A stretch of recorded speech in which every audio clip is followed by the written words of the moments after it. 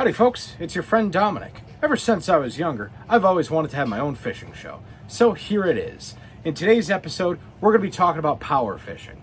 And in particular, I'm going to be talking about 3 methods I love to do when I am power fishing for largemouth bass. Stay tuned, you're going to enjoy this one.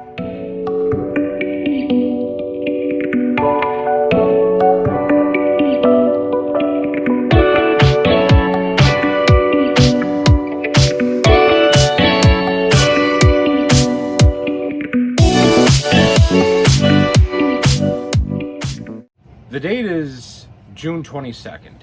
Yesterday was the first full day of summer, meaning from here on out the days are going to get shorter.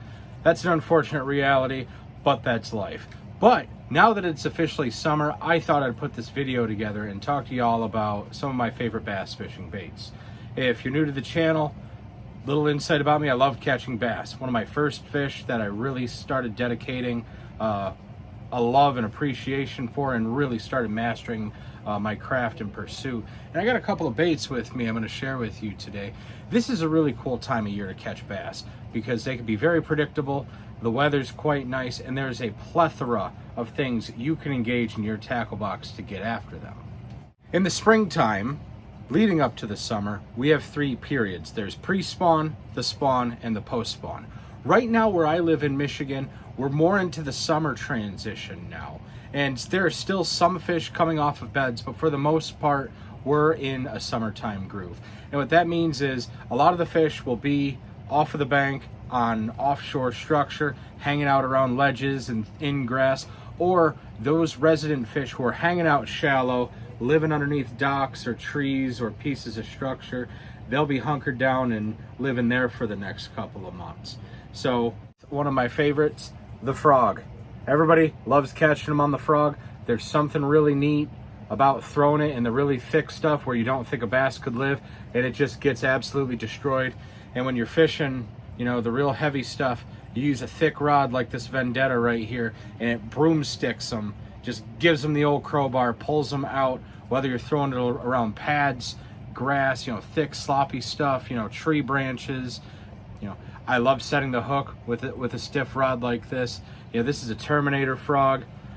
It's got a bigger body, you know, bigger announcement when it's coming through the water. I've caught a lot of fish with it over the years, but I've got all sorts of frogs with me in here. I have some frogs for churning and covering the water. I have this Booyah Toad Runner right here. I like it quite a bit. I've caught a lot of fish with it. And I have, you know, these larger cup-lipped Zoom frogs. If you're relatively new to frog fishing, I'll be sure to post a link to a video I did 2 summers ago about using frogs. They are a lot of fun to fish with. I fish with the Terminators for the most part. I fish with the Booyahs, you know, the Pad Crasher. This is a good one. When it comes to frog color, I use them all. I'm not too picky. Some people like only using the dark ones. Some people like only using the white ones. I have a lot of different frogs here, and they all get their day in the sun. What I like about the frog is you can cover a lot of water and you can work places where you normally can't put a bait. And when the fish are on the frog, they're definitely on it. Sometimes they get a little bit tricky to fish with, whether the fish is coming up and either hitting it and missing it. Sometimes when you do that, you can give it a pause and then come back to it, or you can throw a wacky rig up in there and see if that bass is looking for the frog it just killed or whatever. The frog works in a lot of places and not just in heavy cover areas. You know, working it on points out on the main lake, sunken islands, throwing it at seawalls. Frog, it's a really, really good bait to throw in a lot of different places, and it gets the bites you're looking for. I'm fishing it on a heavy powered rod, fast action tip. And when I'm fishing with it, my drag is torqued up all of the way. I'm not giving him anything. So when I set the hook, he's going to get those pins buried in the back of his mouth, and I'm just going to buzz him as quick as I can to the boat. So with how thick the gauge is on these hooks, they're very easy for a frog to throw them sometimes. So keep that in mind. And the lowest I'll go when I'm frog fishing, like if it's very sparse cover, I'll use a 50-pound braid. This is, you know, for the really thick stuff, I'm using a 65-pound spider wire braid. It gets the job done for me. But that's what we got going on for frogs here. And next up on the topwater scene, we've got something that has fallen out of popularity for a lot of people, and including myself for a little while, and that's the buzzbait. A buzzbait is an awesome lure that fishes in a lot of places. When bass are running the shoreline, there's something special about how they blow up on a buzzbait. It's the churn and the rattle going across the surface of the water, the clinking and the clanking, where if you're going to get hit with a buzzbait, it's going to be thunderstruck. They're going to come up and they are going to swat at it pretty good. Some people fish with trailers on their buzzbaits. I personally don't, because I feel like it catches a lot of weeds, but some people swear by them. But you do you. I'm not your dad. I can't tell you what to do.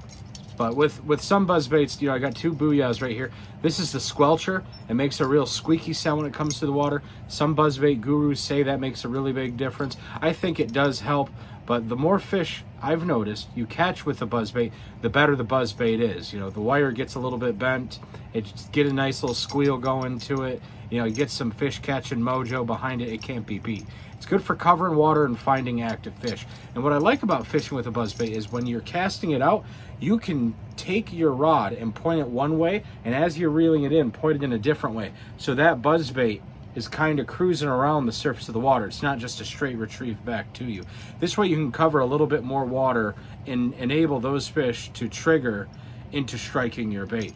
But a buzzbait works around cover, works in open water, really, really good for reaction strikes. But if they're not hitting the buzzbait pretty quickly, I'd recommend, throwing it a bit and then putting something new on. Where the buzzbait really shines, especially post-spawn in the early summer, right up against the shore. Either downsize and go with a 1/4 ounce, maybe even a smaller buzzbait, but for the most part, a 3/8 or even a 1/2 ounce buzzbait, chuck it out there, wind it, bring it back to you, and get ready to set that hook really good. I fish these with a medium heavy bait casting rod, with a moderate fast action tip, and sometimes I'm using braid, all depending what rod I have with me and where I'm fishing, but for the most part I'm using a copolymer. You can let that stretch work to your advantage a little bit. These buzzbaits, they come with very stout hooks, and when they get pinned, it's generally they get held onto pretty well. I like throwing the buzzbait. It doesn't seem like a lot of people throw them that much anymore, but they've been in my tackle box for a really long time. They've been a part of my identity as a bass fisherman for a while. If you haven't used them yet, I highly recommend giving them a shot in the future. And you can fish them with the skirt or put a trailer on there if you want to, or a trailer hook. But what you want to know is a buzzbait, there's a lot of air resistance going through the water, and the more you dress it up either with, a trailer bait or another hook, it's only going to impede how far you can throw it out there. So throw a buzzbait if you haven't. You're going to catch a lot of different fish with it, and you're going to more than likely catch some really good ones. And one last thing about the buzzbaits before you pick them up this year. If you ever get the chance to go out at night, a buzzbait is a really, really good nighttime lure. You'll thank me later, and that's coming up in a future video. So stay tuned for that one. Working down the water column, next on the list we have deeper diving crankbaits. I'm a big crankbait fisherman. I've always been a crankbait fisherman. There's something special to them. A thing is with crankbait fishing, this is not a bait I throw super often for the entire day. A crank is something I'll throw when I'm pulling up to a new spot, or if I know there's certain fish on there, I'll try to work them a little bit, but I'm not going to cruise the entire lake throwing a crank. You are going to get generally bigger bites when you're cranking, but you are not going to catch a lot of fish when you're doing, an offshore approach like this, whether it be with the DT 16 or a Dredger 17 and a half. And these are the two cranks I use probably the most, the Berkley Dredgers and the Rapala Dives 2 series. The Dredgers rattle, and they're fantastic baits, but there are moments where I prefer using a silent crankbait, like the Rapala DT. What I've noticed when it comes to crankbait fishing, I like the water loud and the conditions quiet. Now that sounds a little oxymoronic, but let me explain this to you. By loud, I mean I want a little bit of waves, maybe a little bit of chop out there on the water.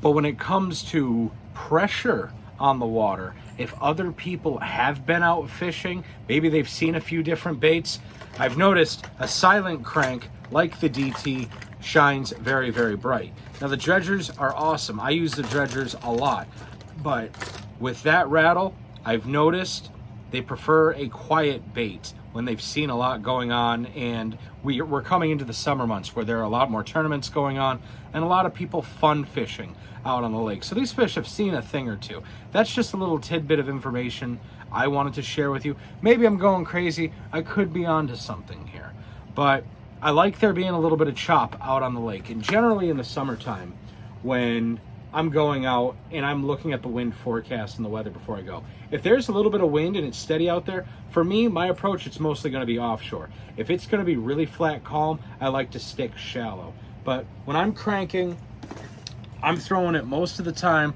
on a bait cast. It's always on a bait casting.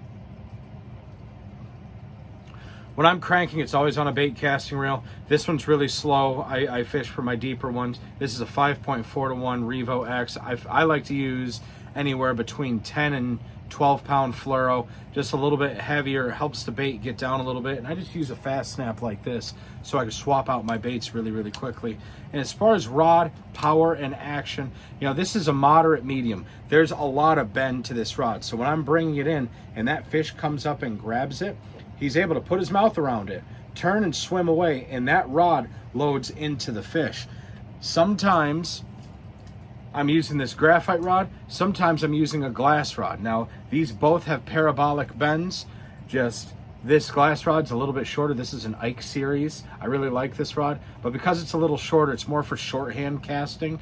If you want to throw a bait as deep as it'll run, you want to bomb it out there with something a little bit on the longer side, like 7 foot or over at least, and just work it down in there, either with something on the slower side like a 5.5 to 1 or a 6 to 1, or even sometimes a 7 to 1. People play with their cranking speeds, like Takahiro Omori, professional bass angler. You know, he fishes all of his stuff very, very fast because it's easier to fish a faster reel slower than it is to fish a slower reel faster. A lot of it's about comfort when it comes to throwing these moving baits. And another thing, when you are fishing with a crankbait, you know, take a look at your hooks, because when they're bouncing around a box like this, when they're hooking onto each other, sometimes the points get a little dull. So keep a little file with you, maybe every couple of weeks, touch them up a little bit or swap them out as you see fit, because these points get a little dull. And sometimes when they come up, they're just swatting at it. And maybe that biggest fish of the year only gets one hook inside of them, but you're going to be happy you did that and you put them in the boat. Things we need to keep in mind, especially when we're power fishing, because these baits are running over a lot of stuff. They're being pulled through the grass. Those points get worn down. So just something to look into. So I suppose we're going to call that a video. I'm sure I've talked longer than I anticipated to about these 3 methods when it comes to power fishing largemouth bass. You know, we talked about the frog, we talked about the buzzbait, and we talked about working a crankbait a little bit. Be on the lookout in the up and coming weeks. I'm going to be doing a video about finesse fishing largemouth bass and some of my favorite ways of doing so in the summer months. So what I'm trying to do with this YouTube channel, I would love to make, you know, 1 hour, you know, half-hour long breakdowns of what I'm using and how I'm using it. But I think I'd rather break them into smaller individual videos so people don't have to bore themselves or have too much to look through. With that being said, thanks for tuning in. I really appreciate you. If you have any comments or suggestions, please let me know in the section below. I would greatly appreciate them. If you haven't done so already, be sure to like and subscribe. But until next time, I'm Dominic, and have a good one.